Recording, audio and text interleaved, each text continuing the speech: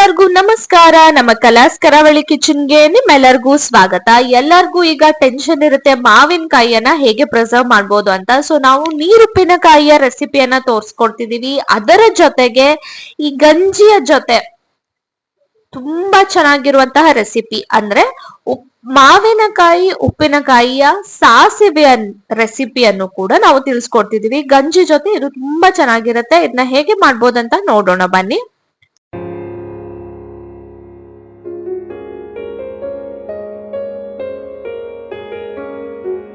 First ನಾವಿಲ್ಲಿ ನೀರನ್ನ ಬಿಸಿ ಮಾಡೋಕೆ ಇಟ್ಟಿದೀವಿ. ಅದಕ್ಕೆ ಸ್ವಲ್ಪ ಉಪ್ಪನ್ನು ಕೂಡ ಸೇರ್ಸಿದೀವಿ ಆಲ್ರೆಡಿ.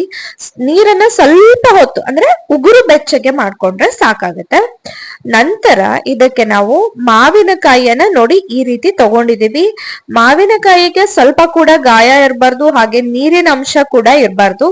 ನೀರಿನ ಅಂಶ ಇದ್ರೆ ಈ ರೀತಿ ಒಂದು ಬಟ್ಟೆಯಿಂದ ಚೆನ್ನಾಗಿ ಇದನ್ನ ಒರೆಸಿ ತುಂಬಾ ಡ್ರೈ ಆಗಿರೋ ಹಾಗೆ ನೋಡ್ಕೋಬೇಕು. ಇಲ್ಲ ಅಂದ್ರೆ ನೀರುಪ್ಪಿನಕಾಯಿ ಬೇಗ ಹಾಳಾಗ್ಬಿಡತ್ತೆ. ನೋಡಿ ಈ ರೀತಿ ಚೆನ್ನಾಗಿ ಇದನ್ನ ಒರೆಸಿ ಇಟ್ಕೊಳ್ಳಿ. ಹಾಗೆ ನೀವು ಯೂಸ್ ಮಾಡುವಂತಹ ಯಾವುದೇ ಪಾತ್ರೆ ಆದ್ರೂ ಕೂಡ ಅದು ತುಂಬಾ ಡ್ರೈ ಆಗಿ ಇರಬೇಕು. ಈಗ ನೋಡಿ ನೀರು ಸ್ವಲ್ಪ ಬಿಸಿ ಆಗಿದೆ. ಬಿಸಿ ಆಗಿರೋದಕ್ಕೆ ನಾವು ಇಡಿ ಇಡಿಯಾಗಿ ಈ ಮಾವಿನಕಾಯಿಯನ್ನ ಹಾಕೊಳ್ತಿದೀವಿ.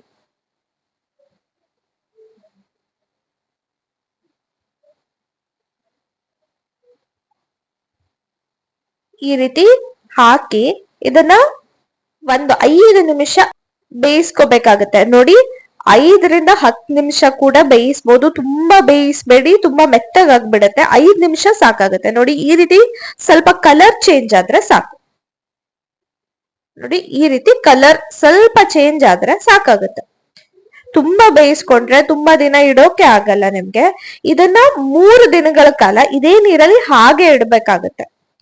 3 ದಿನಗಳ ನಂತರ ನಾವೇನು ಬೇಯಿಸಿರುವಂತಹ ನೀರಿತ್ತೋ ಅದನ್ನ ಒಂದು ಜಾರ್ಗೆ ಟ್ರಾನ್ಸ್ಫರ್ ಮಾಡ್ಕೋಬೇಕಾಗತ್ತೆ. ಏನು ನೀವು ಉಪ್ಪಿನಕಾಯಿಯನ್ನ ಇಡ್ತಿರೋ ಅದೇ ಜಾರ್, ಅದನ್ನ ಡ್ರೈ ಮಾಡ್ಕೋಬೇಕು. ನಂತರ ಈ ನೀರು ಮತ್ತೆ ಈ ಮಾವಿನಕಾಯಿ ಎಲ್ಲವನ್ನ ಇದ್ರೊಳಗಡೆ ಹಾಕಿ ಕರೆಕ್ಟ್ ಆಗಿರುತ್ತೆ. ಈಗ ನಾವ್ ಇದಕ್ಕೆ ಸ್ವಲ್ಪ ಉಪ್ಪನ್ನ ಹಾಕೊಳ್ತಿದೀವಿ. ಮೇಲ್ಗಡೆಯಿಂದ ಒಂದಿಷ್ಟು ಉಪ್ಪನ್ನ ಹಾಕಿ ಹಾಗೆ ಮೆಣಸಿನಕಾಯಿಯನ್ನು ಕೂಡ ಹಾಕೊಂಡಿದೀವಿ. 4 ಮೆಣಸಿನಕಾಯಿಯನ್ನ ಇಡಿ ಇಡಿಯಾಗಿ ಹಾಕೊಂಡಿದೀವಿ. ಸ್ವಲ್ಪ ಜಾಸ್ತಿನೇ ಮೆಣಸಿನಕಾಯಿ ಹಾಕೋಬಹುದು. ಇದು ನಾನು ನಿಮ್ಗೆ ತೋರಿಸ್ತಿರೋದು 1 ವರ್ಷದ ಹಿಂದಿನ ಮಾವಿನಕಾಯಿಯನ್ನ ಇದೇ ರೀತಿ ನೀರುಪ್ಪಿನಕಾಯಿಯಾಗಿ ಮಾಡಿಟ್ಕೊಂಡಿರುವಂತದ್ದು. ತುಂಬಾ ಚೆನ್ನಾಗಿರುತ್ತೆ, ಪ್ರಿಸರ್ವ್ ಮಾಡ್ಬೋದು. ಈಗ ಬಾಣಲೆಗೆ ಸ್ವಲ್ಪ ಕುಚಲಕ್ಕಿಯನ್ನ ಹಾಕೊಳ್ತಿದೀವಿ. ಅಂದ್ರೆ ಬಾಯ್ಲ್ಡ್ ರೈಸ್ ಇರುತ್ತಲ್ವಾ, ಬಾಯ್ಲ್ಡ್ ರೈಸ್ ನ ಹಾಕೊಂಡಿದೀವಿ 1-2 ಚಮಚದಷ್ಟು. ಹಾಗೆ 4-5 ಒಣಮೆಣಸಿನಕಾಯಿಯನ್ನ ಹಾಕೊಂಡಿದೀವಿ. ಈಗ ಇದನ್ನ ಚೆನ್ನಾಗಿ ಹುರ್ದ್ಕೊಳ್ಬೇಕಾಗತ್ತೆ. ನಾವಿಲ್ಲಿ ಮಾವಿನಕಾಯಿ ಉಪ್ಪಿನಕಾಯಿ ಸಾಸಿವೆ ರೆಸಿಪಿಯನ್ನ ತೋರ್ಸ್ಕೊಡ್ತಿದೀವಿ. ಇದನ್ನ ಈ ರೀತಿ ಚೆನ್ನಾಗಿ ಹುರಿದುಕೊಳ್ಬೇಕು. ಕುಚಲಕ್ಕಿ ಏನಿರುತ್ತೋ ಅದು ಕೆಂಪಗಾಗ್ಬೇಕು. ನೋಡಿ ಇಷ್ಟು ಕೆಂಪಗಾಗಿದೆ, ಚೆನ್ನಾಗಿ ಹುರಿದಿದೆ. ಈಗ ನಾವ್ ಇದಕ್ಕೆ ಬೆಳ್ಳುಳ್ಳಿಯನ್ನ ಆಡ್ ಮಾಡ್ಕೊಂಡಿದೀವಿ. ಬೆಳ್ಳುಳ್ಳಿಯನ್ನು ಸಹ ಈ ರೀತಿ ಚೆನ್ನಾಗಿ ಹುರ್ಕೊಳ್ಬೇಕಾಗತ್ತೆ. ಹಾಗೆ 1/4 ಚಮಚದಷ್ಟು ಮೆಂತ್ಯವನ್ನ ಹಾಕೊಂಡಿದೀವಿ. ಇದನ್ನು ಕೂಡ ಸ್ವಲ್ಪ ಹೊತ್ತು ಹುರಿದುಕೊಂಡ್ರೆ ಸಾಕಾಗುತ್ತೆ. ನೋಡಿ ನೀವೇ ನೋಡ್ತಿರೋ ಹಾಗೆ ಕುಚಲಕ್ಕಿ ಫುಲ್ ಬ್ರೌನ್ ಆಗಿದೆ. ಇದನ್ನ ತಣ್ಣಗಾದ ನಂತರ ಪೌಡರ್ ಮಾಡ್ಕೋಬೇಕಾಗತ್ತೆ. ಪೌಡರ್ ಮಾಡಿ ಇಟ್ಕೋಬೇಕು. ನೆಕ್ಸ್ಟ್ ಬಾಣಲೆಗೆ ಸ್ವಲ್ಪ ಎಣ್ಣೆಯನ್ನ ಹಾಕೊಂಡಿದೀವಿ. ಇದಕ್ಕೆ ಸಾಸಿವೆಯನ್ನ ಆಡ್ ಮಾಡ್ಕೊಂಡಿದೀವಿ.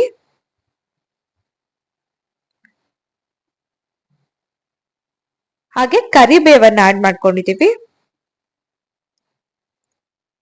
ಈರುಳ್ಳಿಯನ್ನ ಆಡ್ ಮಾಡ್ಕೊಂಡಿದೀವಿ. ಈರುಳ್ಳಿ ಬೇಡ ಅಂದ್ರೆ ನೀವು ಈರುಳ್ಳಿನ ಸ್ಕಿಪ್ ಕೂಡ ಮಾಡ್ಕೋಬಹುದು. ಈರುಳ್ಳಿ ಇದ್ರೆ ತುಂಬಾ ಚೆನ್ನಾಗಿರತ್ತೆ ಈ ಉಪ್ಪಿನಕಾಯಿ ಸಾಸಿವೆಗೆ.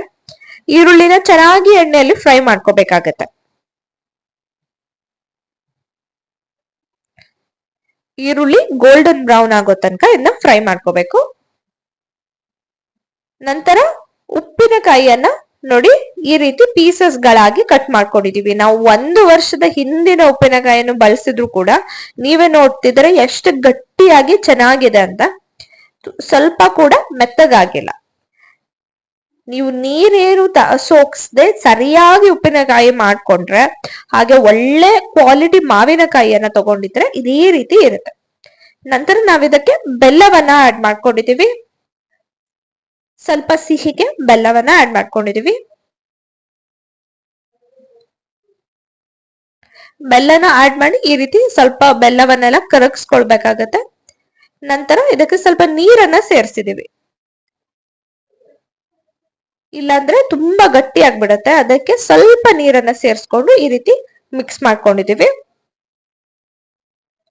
ನಂತರ ನಾವು ಅವಾಗ್ಲೇನು ಪೌಡರ್ನ ಮಾಡಿ ಇಟ್ಕೊಂಡಿದ್ವೋ ಕುಚಲಕ್ಕಿ ಮತ್ತು ಒಣಮೆಣಸಿನಕಾಯಿ ಹಾಗೆ ಮೆಂತ್ಯ ಮತ್ತು ಬೆಳ್ಳುಳ್ಳಿಯ ಪೌಡರ್ನ ಇದನ್ನ ಆಡ್ ಮಾಡ್ಕೋಬೇಕಾಗತ್ತೆ. 2 3 ಸ್ಪೂನ್ ಅಷ್ಟು ಆಡ್ ಮಾಡ್ಕೊಳ್ಳಿ.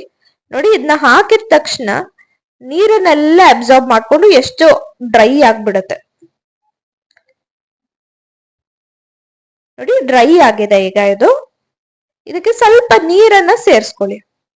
ಸ್ವಲ್ಪ ಸ್ವಲ್ಪ ನೀರನ್ನ ಸೇರಿಸ್ಕೊಂಡು ಮಿಕ್ಸ್ ಮಾಡ್ಕೊಳ್ಳಿ. ನಿಮ್ಗೆ ಯಾವ ಕನ್ಸಿಸ್ಟೆನ್ಸಿ ಬೇಕೋ ಆ ಕನ್ಸಿಸ್ಟೆನ್ಸಿಗೆ ಮಾಡ್ಕೋಬೇಕಾಗುತ್ತೆ.